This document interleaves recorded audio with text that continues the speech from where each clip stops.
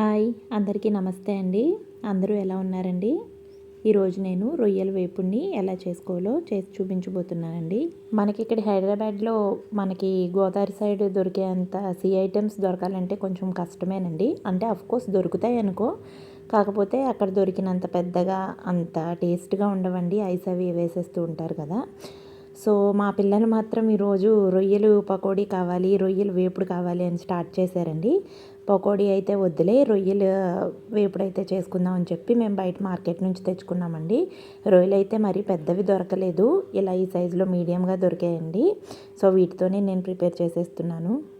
రండి, ఫస్ట్ ఇలా గిన్నె పెట్టి మనం నీట్గా క్లీన్ చేసేసుకోవాలండి. ఫస్ట్ రొయ్యల్ని ఆ క్లీన్ చేసేసుకున్న వాటిని ఒకసారి వెనిగర్తో కానీ లేదా కొంచెం ఒక చెక్క నిమ్మరసం కొంచెం సాల్ట్ వేసుకొని కానీ క్లీన్ చేసుకుంటే మనకి నీచు వాసన రాకుండా ఉంటాయండి.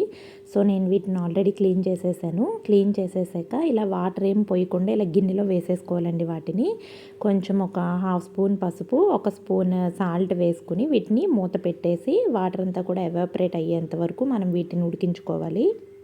చూడండి, మనం వాటర్ ఏం పోయకుండానే కొంచెం కొంచెం వాటర్ వస్తూ ఉంటుంది కదా. సో ఆ వాటర్ అంతా కూడా ఎవాపరేట్ అయిపోవాలి. సో ఆల్మోస్ట్ వాటర్ అంతా ఎవాపరేట్ అయిపోయింది. సో స్టవ్ ఆఫ్ చేసేసి వీటిని ఒక బౌల్లోకి తీసుకుని పక్కన పెట్టుకోండి. నెక్స్ట్ ఇలా ప్యాన్ తీసుకుని 2 to 3 స్పూన్స్ వరకు ఆయిల్ యాడ్ చేసుకోండి. ఆయిల్ హీట్ అయ్యాక కొంచెం ఆవాలు, కొంచెం ఒక స్పూన్ వరకు జీలకర్ర వేసుకుని కొంచెం కరివేపాకు కూడా వేసుకుని ఒకసారి బాగా అన్ని ఫ్రై చేసుకోండి. ఇక్కడ నేను మీకు ఒక విషయం చెప్పాలండి. మనం సీ ఫుడ్తో ఏ స్పెషల్ ఐటమ్స్ చేసినా సరే మసాలాలు ఎప్పుడు కూడా బయటకు వాడద్దండి. ఎప్పుడు మనం అప్పటికప్పుడు ఇంట్లో ప్రిపేర్ చేసుకుంటాం చూసారా, అవైతే టేస్ట్ చాలా బాగుంటాయండి. అంతేకాకుండా మనం సీ ఫుడ్కి కూడా ఒరిజినల్ ఫ్లేవర్ అనేది యాడ్ అవుతుందన్నమాట. టేస్ట్ కూడా చాలా బాగుంటుంది. సో వీలైనంత వరకు కూడా బయట మసాలాలు కాకుండా ఇంట్లో ప్రిపేర్ చేసిన మసాలా వేసుకోవడానికి ట్రై చేయండి. అలా మసాలాలు వేసేస్తే ఏమవుతుందంటే ఆ ఫ్లేవర్ అనేది డామినేట్ చేసేస్తాయి అనమాట. సో మనకి కరెక్ట్ ఫ్లేవర్ అనేది రిలీజ్ అవ్వదు. సో ఎప్పటికప్పుడు ఫ్రెష్గా ప్రిపేర్ చేసిన అల్లం వెల్లుల్లి పేస్ట్ కానీ గరం మసాలా కానీ అలాంటివి యూస్ చేసుకుంటే మనకి చాలా మంచిదండి. చూడండి, ఇవి ఫ్రై అయిపోయాయి కదా. ఇప్పుడు సన్నగా తరిగిన ఒక చిన్నవి 2 ఉల్లిపాయలు, ఒక 2 మిర్చి ముక్కలు కూడా వేసేసుకుని ఇలా ఫ్రై చేసేసుకోండి. చూడండి, ఆనియన్స్ ఫ్రై అయిపోయాయి కదా. సో నెక్స్ట్ ఇందులో ఏం వేయాలంటే పసుపు వేసుకుందామండి. పసుపు ఆల్రెడీ మనం కొంచెం ఇందాక వేసాం కాబట్టి కొంచెం యాడ్ చేసుకుందాం. సో పసుపు, కారం, ధనియా పౌడర్ 1 స్పూను, జీరా పౌడర్ హాఫ్ స్పూను, ఫ్రెష్గా ప్రిపేర్ చేసిన అల్లం వెల్లుల్లి పేస్ట్ 1 స్పూన్ వేసుకుని స్టవ్ని మీడియం ఫ్లేమ్కి అడ్జస్ట్ చేసుకుని ఒక 2 మినిట్స్ పాటు ఇలా ఫ్రై చేసుకోండి.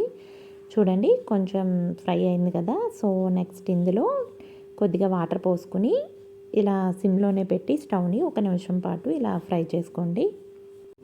సో నెక్స్ట్ ఇలా 1 మినిట్ పాటు ఇలా ఫ్రై చేసుకుని ఉడకనిచ్చాక మనం పక్కన పెట్టుకున్న రొయ్యలు ఉన్నాయి కదండి, ఆ రొయ్యల్ని ఇందులో వేసేసుకుని ఒకసారి బాగా కలిసేటట్టుగా మిక్స్ చేసుకోండి. నాన్ వెజ్ ఐటమ్స్ అన్నింటిలోని చూసుకుంటే నాకు ఈ ప్రాన్స్ అంటే చాలా ఇష్టం అండి. ఎందుకో తెలియదు, వీటితో మనం పకోడీ చేసుకున్నా, బిర్యానీ చేసుకున్నా, ఫ్రైలు, ఏ కర్రీస్ ఏ చేసుకున్నా సరే నాకు చాలా బాగా ఇష్టం అండి. నాకే కాదు మా పిల్లలకి కూడా బాగా ఇష్టం. సో ప్రాన్స్కి సంబంధించిన డిష్ ఏదైనా ఉంటే ఆ రోజు మా ఇంట్లో అందరికీ త్వరగానే ఆకలి వేసేస్తూ ఉంటుందన్నమాట. సో లేట్ చేయకుండా ఇది కూడా త్వరగానే చేసేద్దామండి. నా కోసం అందరూ వెయిటింగ్ అక్కడ, ఎప్పుడవుతుందా అని. సో నెక్స్ట్ ఇలా ఒక 2 మినిట్స్ పాటు వీటిని బాగా మిక్స్ చేసుకున్నాం కదా. నెక్స్ట్ ఇంట్లో ప్రిపేర్ చేసుకున్న గరం మసాలా 1 స్పూను, లైట్గా చికెన్ మసాలాను వేసుకోండి. సాల్ట్ ఆల్రెడీ నేను స్టార్టింగ్ రొయ్యలను ఉడకబెట్టాను కదండి, అందులోనే వేసేసాను. ఒకవేళ మీకు ఫైనల్గా టేస్ట్ చూసుకుని సాల్ట్ తగ్గితే కనుక అప్పుడు అడ్జస్ట్ చేసుకుని వేసుకుందరు. ఇందులోనే కొంచెం కొత్తిమీర వేసుకోండి. కరివేపాకు మనం స్టార్టింగ్లో వేసాం కదండి, అది బాగా ఫ్రై అయిపోతుంది. సో ఇప్పుడు వేసుకుంటే కొంచెం ఫ్లేవర్ కూడా మనకి తగులుతూ బాగుంటుంది అనమాట తినేటప్పుడు. సో కొంచెం కరివేపాకు కూడా వేసుకుని వీటన్నింటినీ కూడా ఒకసారి మిక్స్ చేసేసుకోండి. ఇంకేముందండి, రొయ్యల వేపుడు అయితే ప్రిపేర్ అయిపోయింది.